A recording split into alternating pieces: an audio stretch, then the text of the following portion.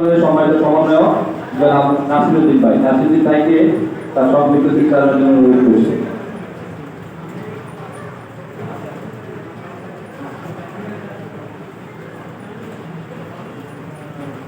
আসসালামু আলাইকুম ওয়া রাহমাতুল্লাহ।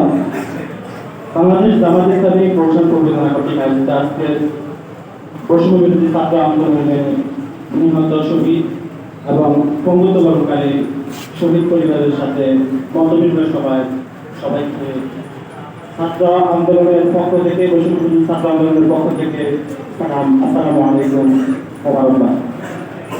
বৈষম্য বিরোধী ছাত্র আন্দোলন এদেশের ছাত্র সমাজকে নিয়ে এবং এদেশের মানুষের সাথে নিয়ে আমাদের যে অধিকার, আমাদের যে আমাদের মধ্যে একটি জগৎ সরকার বসে আছে, সেই সরকারকে উৎখাত করে মানুষের অধিকার প্রতিষ্ঠার জন্য আন্দোলন করবে।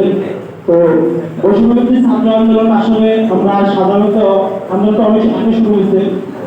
17ই জুলাই ঢাকা বিশ্ববিদ্যালয় যেদিন ছাত্র জনতার উপরে আক্রমণ করার জন্য ছাত্রলীগ এবং আওয়ামী লীগ সারা বাংলাদেশ থেকে ছাত্রদেরকে হত্যা করেছিল, সেখানে আমরা বৈষম্যবিরোধী ছাত্র ঢাকা বিশ্ববিদ্যালয়ে মুক্তবদ্ধ হই এবং সেখান থেকে আমাদের রক্তহীন আন্দোলন আমাদের অসংখ্য ভাই শহীদ তাদের সেই খুনিদের গুলিতে আহত এবং পঙ্গুত্ব বরণ করে। সেখান থেকে আমাদের মূলত আহত এবং পঙ্গুত্ব বরণ করা শুরু হয় এবং 5ই আগস্ট অর্থাৎ 37শে জুলাই আমরা সেই রক্তক্ষয়ী সংগ্রামের মধ্যে দিয়ে আমরা অসংখ্য ভাইয়ের জীবন দিয়ে এবং অসংখ্য ভাই পঙ্গুত্ব বরণ করার মাধ্যমে আমরা একটি সাধু সর্বমদেশ করি।